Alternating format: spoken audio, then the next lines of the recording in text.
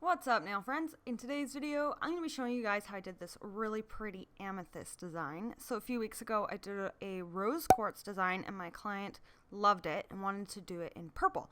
So here I'm going to show you guys how I mixed pigments in with my monomer to create this effect. So let's get started.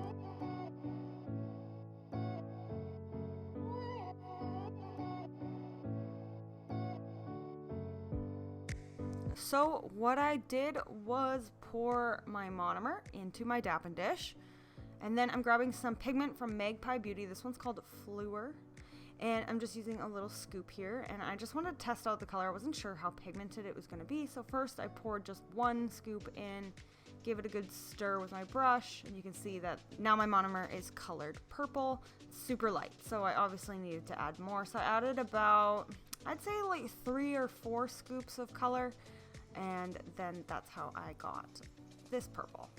So I was happy with that to start. I do end up later on in the video, I didn't show you guys, but I'll tell you when, I do end up adding some more pigment in.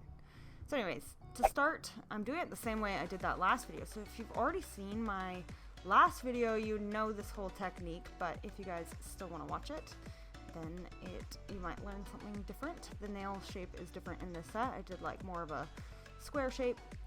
So her last set was filed down. She has clear nails because before that, the set was that Galaxy see-through set.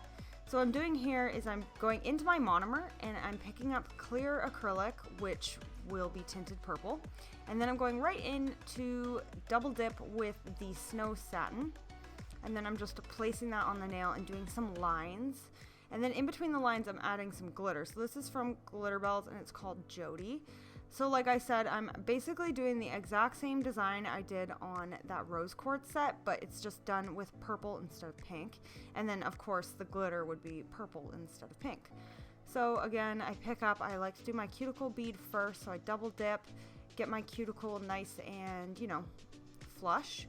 Then I go in and I'm creating like lines, like jiggly lines, and then adding the glitter. So I zoomed in a little bit on this to show you guys that. So you're basically just going to want to try to cover up the natural nail, but you can do this any way you want. There's no like rhyme or reason. That doesn't have to look perfect or anything. In the end, I do add some more dimension because this is a layered effect. So I do add dimension and stuff and it'll look better. So this is just a very, very thin bottom layer. Okay, so my first layer of design is done. So now I'm just applying just a thin bead of the mixture of monomer that was tinted with some clear acrylic. So I'm just kind of like encapsulating the design. But I realized right away that I didn't find it dark enough. So what I'm actually doing here is just a thin layer of this over the whole nail, and then I'm going to encapsulate again and build this up after applying more of the pigment into my monomer. But I had to finish all 10 nails doing what I'm doing here. So applying my thin base layer of the white mixture and then doing a thin coat of the tinted clear on top. And so I did that on all 10 nails, and then I'll go back and build this color up and add more pigment because I wanted it a little bit darker purple because I didn't think this was dark enough.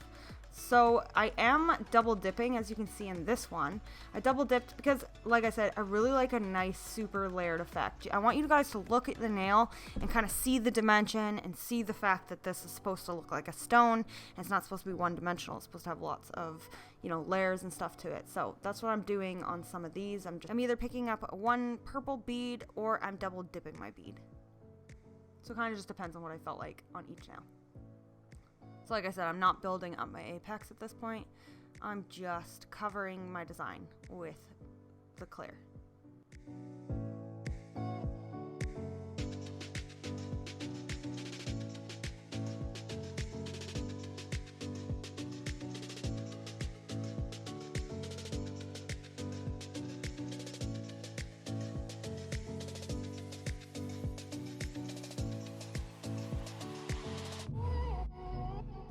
After I got all 10 nails done with that thin layer of purple, I went and added more pigment into my monomer to make it darker.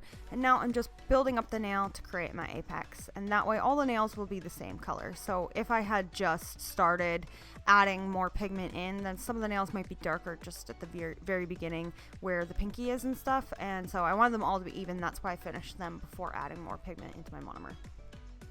So if you guys aren't a nail tech or you're kind of new to nails, you just like watching nail videos, I just wanted to mention that you can see here that her skin looks really dry, especially around her cuticle area. And the reason for that is because enhancements won't stick to the nail if there's any oils present. So you have to remove the oils from the nail with alcohol and dehydrator, and then the skin looks dry. So that's why you might be looking at some nail videos and seeing lots of dry skin, and don't worry, it gets replenished at the very end when you massage in cuticle oil, so don't worry about that while you're watching these videos. So here I'm going to talk quickly about finish filing. I'm a little bit out of frame here, sorry about that. So I'm just using a safety bit, and that means that the end of the bit here has that rounded top, and that way you don't accidentally cut your client in the cuticle area, and it's super safe and makes me really comfortable using it, actually, because I feel like I can't cut my client, which is perfect because cutting your client sucks. So I go around and I just gently and lightly debulk the nail, so I don't really take too much off, just around the cuticle area and the very tip. And then I switch to a hand file. Here I'm using my metal file board from Glitterbells, and I'm just going over the nail, trying to even it out, especially around the cuticle area, and then the tip, the sidewalls, the free edge. I'm just trying to make it really even and make sure there's no lumps and bumps or deep ridges or anything like that, and smoothing it out, and yeah, debulking the nail and everything with my hand file and fixing the shape.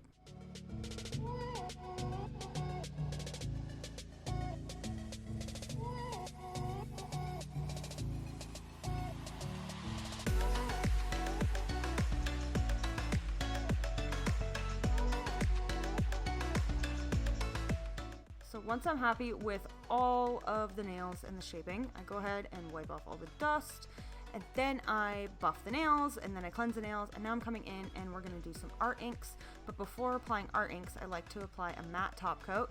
That way the art inks will smoothly apply on the nail, but if you don't add a top coat, then the art ink can kind of spread in any leftover ridge that could be there from hand filing, because when you hand file, you leave teeny tiny little scratch marks in the nails, even if you buff them out as much as you can. So that's why you kind of have to fill in any ridges with top coat, just so that doesn't happen, because it just wouldn't look as good. So after that was dried, now I'm coming in and I'm just applying a purple art ink. These are from Magpie Beauty, and I'm just applying one line for dimension of the purple.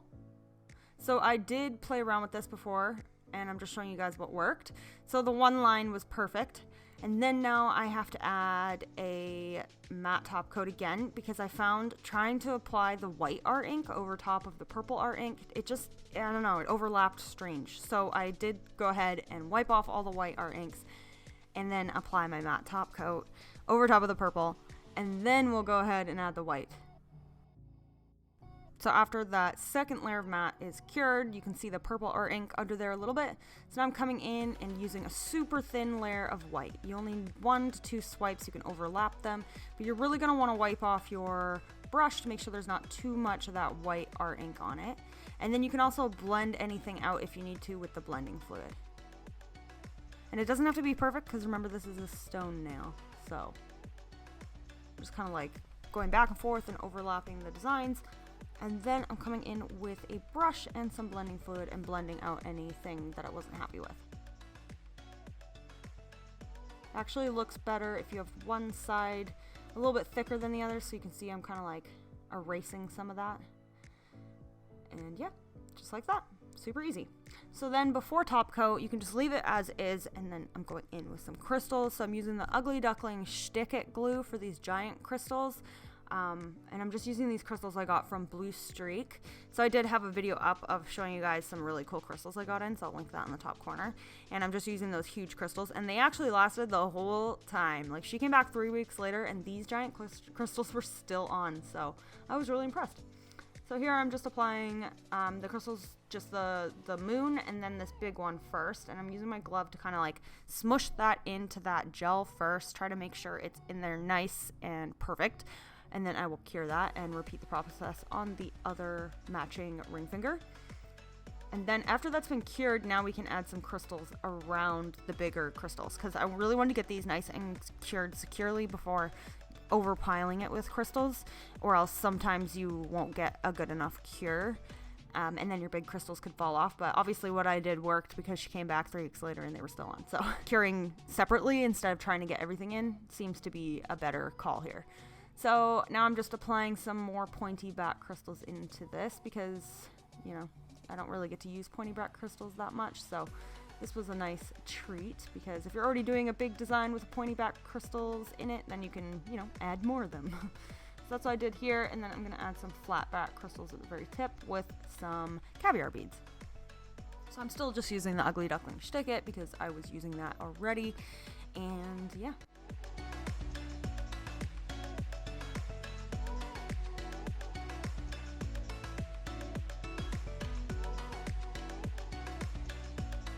So pretty. Ah, I love it. So I went and cured that, and then I did a small different design on her pointer finger, but I didn't really show you guys that. And now I am going in and top coating these. So I did want these to be shiny, so I'm using my Glitter Bells No Wipe top coat, and I'm just applying that all over the nails. And you can get them on top of the caviar beads, but you're not going to want to get them on top of your crystals, just because they're genuine Swarovski, so you don't want to get any top coat on them or you'll ruin the shine. You can just kind of push it up into those corners, or you can use a small brush to get inside there too.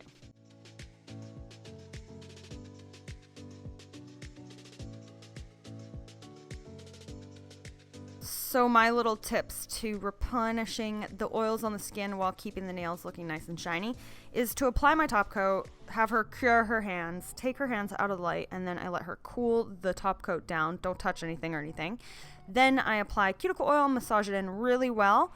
Then I have her wash her hands, and that way she takes all the cuticle oil off, but the skin is not dry anymore, and then the nails are shiny. So that's my tips for you guys if you want some nice shiny nails with having nice clean skin. That's what I do.